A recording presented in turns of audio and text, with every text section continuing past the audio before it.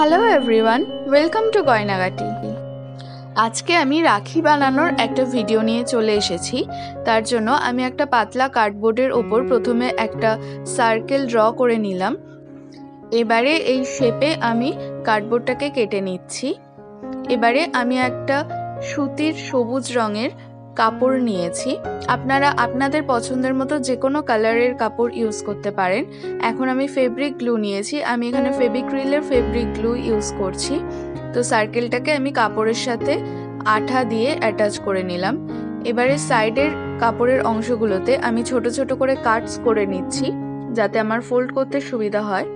Katz করে নেওয়া অংশগুলোতেও আমি আঠা অ্যাপ্লাই করে নিয়ে এগুলোকে এক এক করে এইভাবে ফোল্ড করে নিচ্ছি।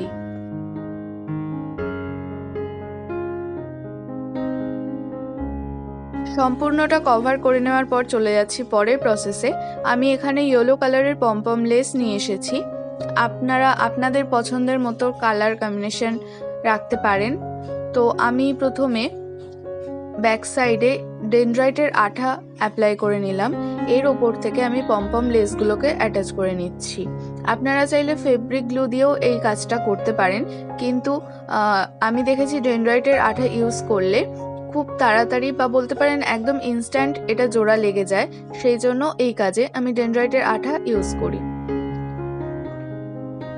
এখন আমি আঠাটা একটু শুকিয়ে নেব। তার মাঝখানে আমি চলে এসেছি সবুজ রঙের ডলি সুতো নিয়ে। এই ডলি সুতোটাকে আমি পুরোপুরিভাবে প্রথমে আনফোল্ড করে নেব। এখানে একটু খেয়াল রাখতে হবে যাতে সুতোটা আনফোল্ড করার সময় জড়িয়ে না যায়।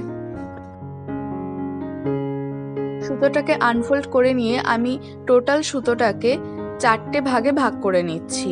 4টে ভাগে ভাগ করে আমি এগুলোকে কেটে নিচ্ছি। এবারে একটা ভাগ নিয়ে দুটো প্রান্ত এক জায়গায় করে আমি তাতে আঠা অ্যাপ্লাই করে কিছু একটার সাথে এইভাবে আটকে রেখে তারপরে কন্টিনিউ প্যাঁচাতে থাকলাম।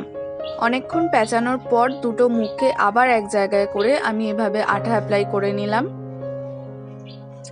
আমার রাখির জন্য টুইস্টেড রোপটা রেডি হয়ে গেছে এবং লেন্থটাও যথেষ্ট আছে। এবারে যে বেসটা আমি বানিয়েছিলাম তার ব্যাক সাইডে আমি এই টুইস্টেড রোপটাকে অ্যাড করে দিচ্ছি।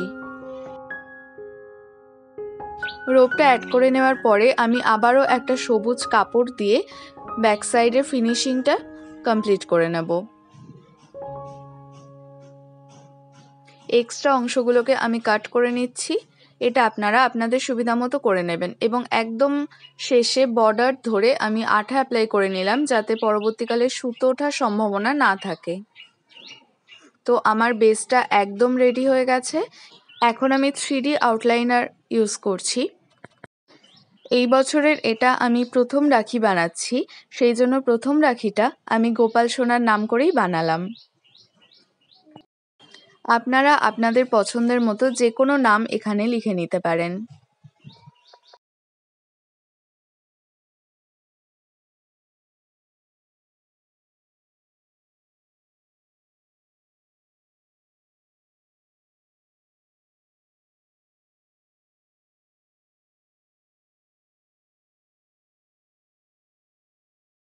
এবারে এই আউটলাইনারটা শুকিয়ে গেলেই আমার রাখি একদম কমপ্লিট হয়ে যাবে। আমি এখন আর বেশি কিছু কারুকার্য করব না। তো এই বছরের আমার প্রথম রাখি বানানো কমপ্লিট হয়ে গেছে। আমি মার্কেট প্লেসে দেখছিলাম এই রাখিগুলো ভীষণই ট্রেন্ডে রয়েছে, তাই আমিও বানিয়ে নিলাম। আজকের এই ভিডিওটা যদি আপনাদের ভালো লেগে থাকে তাহলে প্লিজ একটা কমেন্ট করে জানাবেন এবং একটা লাইক করে দেবেন। আমার চ্যানেলে আজকে যদি নতুন হয়ে থাকেন তাহলে আমার চ্যানেলটিকে সাবস্ক্রাইব করে আমার পাশে থাকার অনুরোধ রইল। Stay safe, be creative. Tata.